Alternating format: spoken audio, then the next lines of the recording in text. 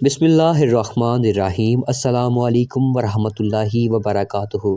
خانہ کعبہ کو کون اور کب تباہ کرے گا؟ رسول اللہ صلی اللہ علیہ وآلہ وسلم نے فرمایا کہ قیامت کی سب سے بڑی نشانی یہ ہے کہ ایک مرد مکہ میں داخل ہوگا جو کہ خانہ کعبہ کو گرا دے گا اور اس کے ٹکڑے اس سمندر میں پھینک دے گا۔ اس آدمی کے لیے شانی یہ ہے کہ وہ اللہ کا گھر ہے اور اس کی حفاظت کی ذمہ داری بھی خود اللہ تعالیٰ نے لی ہے، لیکن یہ قیامت کی نشانیوں میں سے ایک نشانی ہے کہ ایک شخص خانہ کعبہ کو گرائے گا۔ ناظرین، اس واقعے کی تفصیل سے پہلے آپ کو بتاتے چلیں کہ جب یمن کے بادشاہ ابرہہ نے خانہ کعبہ کو گرانے کی کوشش کی تھی تو اس کا کیا حشر ہوا تھا۔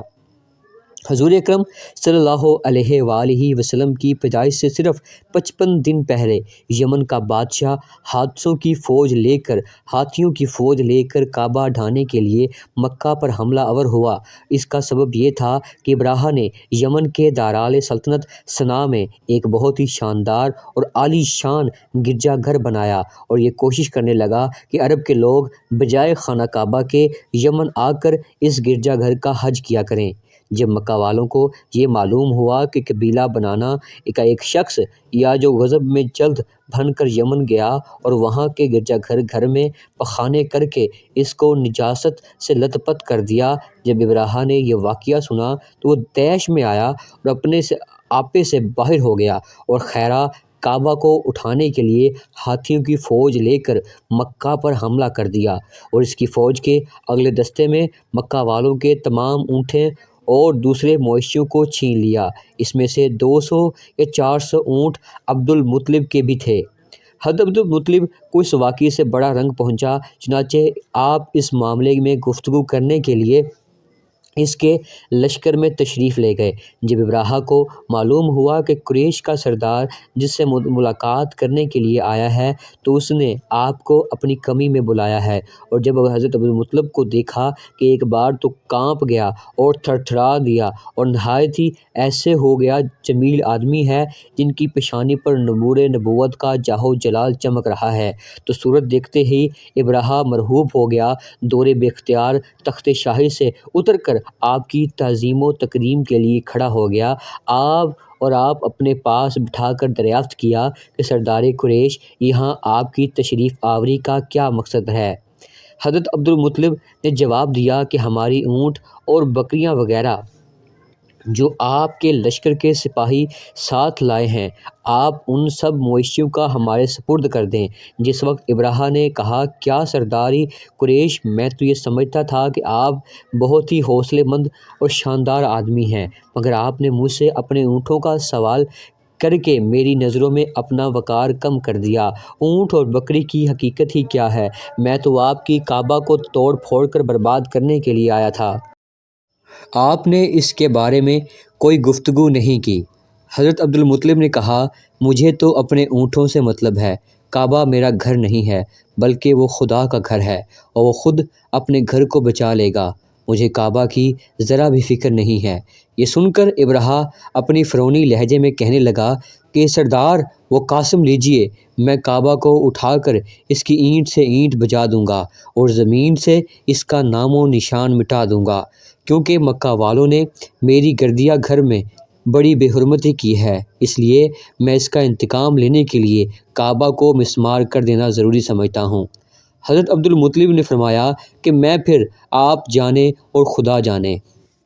میں آپ سے سفارش کرنے والا کون؟ اس گفتگو کے بعد ابرہہ اہتمام جانور کو واپس کر دینے کا حکم دے دیا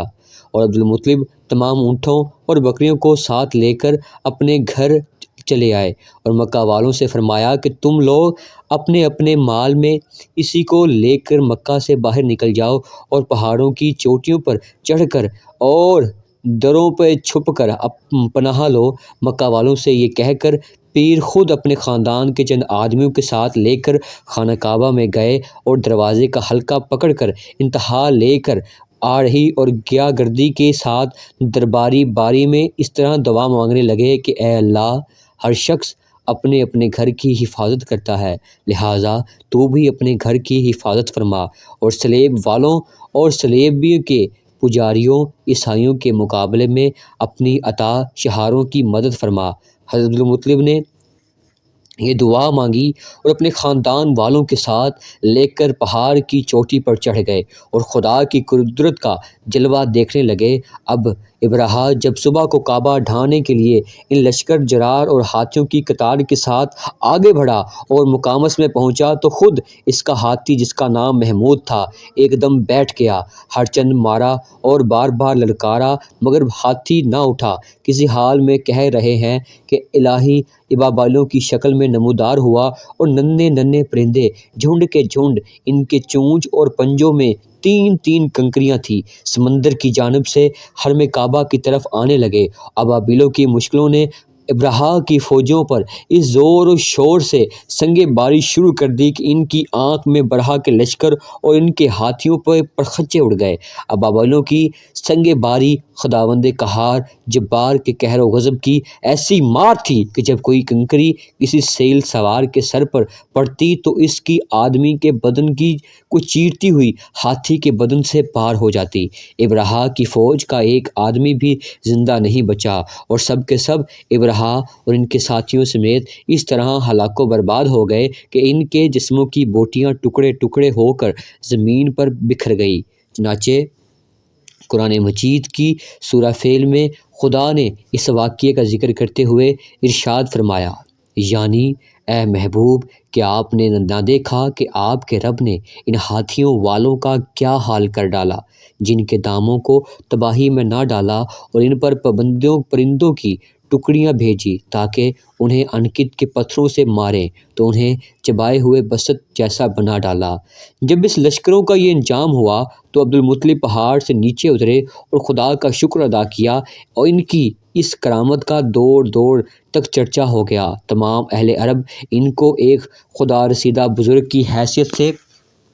قابل احترام سمجھنے لگے۔ تو ناظرین اب آپ کو اس واقعے کے بارے میں بتاتے ہیں جو قیامت کے نزدیک بھی جائے گا۔ دو چیز کے بارے میں حضرت محمد مصطفیٰ صلی اللہ علیہ وآلہ وسلم نے فرمایا تھا۔ اللہ پاک آپ صلی اللہ علیہ وآلہ وسلم پر خاص کرم یہ ہے کہ آپ صلی اللہ علیہ وآلہ وسلم کو اللہ پاک نے تمام علوم عطا فرمائے جن کا تصور ہمارا انسانی ذہن میں نہیں کر سکتا۔ جو بات ہمارے نبی کریم صلی اللہ علیہ وآلہ وسلم نے فرما دی وہ پوری ہو کر رہے گی۔ اللہ پاک ارشاد فرماتے ہیں،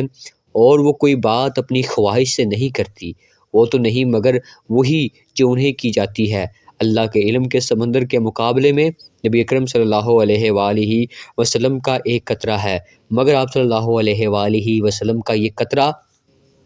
تمام مخلوق کے لیے ایک سمندر کے برابر ہے۔ یہ بات سچ ہے کہ آپ صلی اللہ علیہ وآلہ وسلم کے علم کے بارے میں اندازہ نہیں لگا سکتے۔ اللہ کی ذات تو بہت ہی وسیع ہے، ہم اس کا اندازہ کس طرح لگائیں کہ آپ صلی اللہ علیہ وآلہ وسلم نے اپنے سے پہلے گزرے ہوئے انبیاء کرام اور ان کی امتوں کے ساتھ ساتھ آنے والے وقتوں کے بارے میں بھی اپنی امت کو آگاہ کر دیا۔ محدثین اور مفسرین کا کہنا ہے کہ جب قیامت قریب آنے والی ہوگی تو خانہ کعبہ کو میدان جان جنگ کا واقعہ پیش آئے گا۔ جن لوگوں کو جس کے بارے میں علم ہے، جن کو اس بارے میں حدیث مبارکہ کی روشنی میں بتاتے ہیں کہ خانہ کعبہ اللہ پاک کی نشانیوں میں سے ایک عظیم الشان نشانی ہے، جب تک کعبہ ہے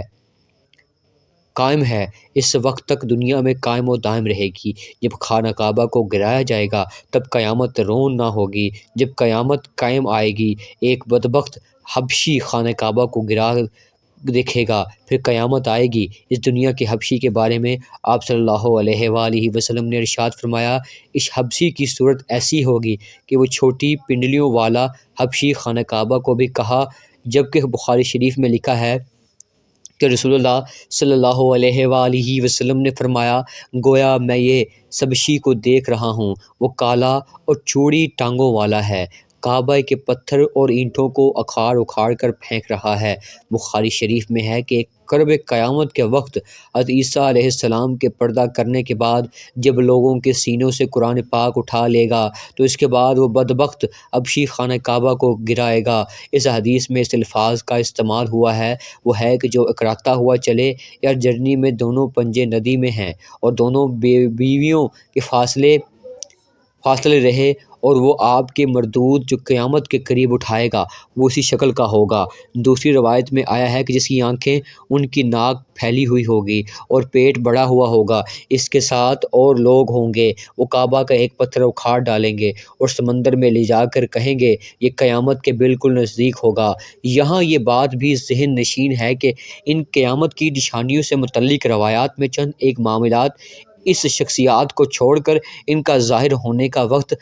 ہلال شخصیات اور اقوام عالم کا معاملہ کافی نامعلوم اور واضح نہیں ہے، اس کا پر کوئی اپنی رائے دی جا سکے کہ کب کون کیسے خروج کرے گا وغیرہ۔ آج کل کے سیاسی تناظر میں ذواب اور اکثر علماء کرام بھی یہی سمجھ رہے ہیں کہ بس قیامت صرف چند سالوں یا دہائیوں میں آنے والی ہے۔ کعبہ اور مسجد نبوی کو حبشی جنگ تباہ کریں گے اور یہ خود زمین میں ترس جائیں گے۔ اللہ چند سالوں میں امام مہدی اور حضرت عیسیٰ علیہ السلام کا نزول ہو جائے گا، برمودا سے دجال نمودار ہوگا اور فتنہ ڈلائے گا۔ یہودی، عیسائیوں اور مسلمانوں کی آپس میں جنگ ہوگی جو بس چند دن کی دوری پر۔ حقیقت یہ ہے کہ یہ سب 4 سو رہے ہیں جو محفوظ کرنے اور جہاز سے دور کرنے کے لیے کی جاتی ہیں۔ اگر گہری نگاہ سے دیکھا جائے تو بڑے بڑے فتنے تو کوئی صدیاں پہلے سے ہی نور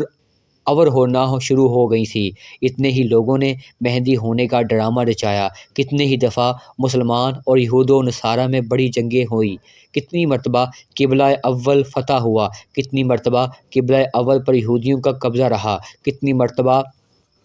دجال نما انسان پیدا ہوئے، لیکن ان کا ذکر قرب قیامت کے سلسلے میں نہیں ہوتا۔ صرف 20ویں اور 21ویں صدی کی سیاسی معاملات و واقعات کو ہی قرب جمع سمجھ لیا جانے لگا ہے۔ صلی اللہ علیہ وآلہ وسلم کا ایک فرمان کے مطابق آپ کی وفات کے بعد کا سارا زماں انشاءاللہ پھر بھی چمک ہی رہے گا، اتنی صدیاں بھی گزر جائیں۔ لہٰذا علماء کو چاہیے کہ آج کل کی سیاسی پروپیگنڈا سے متاثر ہو کر قوم الناس کو محفوظ کرنے کے بجائے ان کو نیک اعمال اور جہاد فی سبیل اللہ کی ترغیب دی جائے۔ اللہ تعالیٰ سے دعا ہے کہ ہمیں یہ کام کرنے کی توفیق عطا فرمائے، آمین یا رب العالمین۔ ناظرین کرام، یہ تھی ہماری آج کی معلوماتی اور اسلامک ویڈیو۔ اگر ہماری آپ کی معلوماتی اور اسلامک ویڈیو آپ کو ذرا سی بھی اچھی لگی ہو تو چینل کو سبسکرائب ضرور کر دیجیے گا۔ اپنے ہوسٹ عدنان صفدر کو دیجیے اجازت،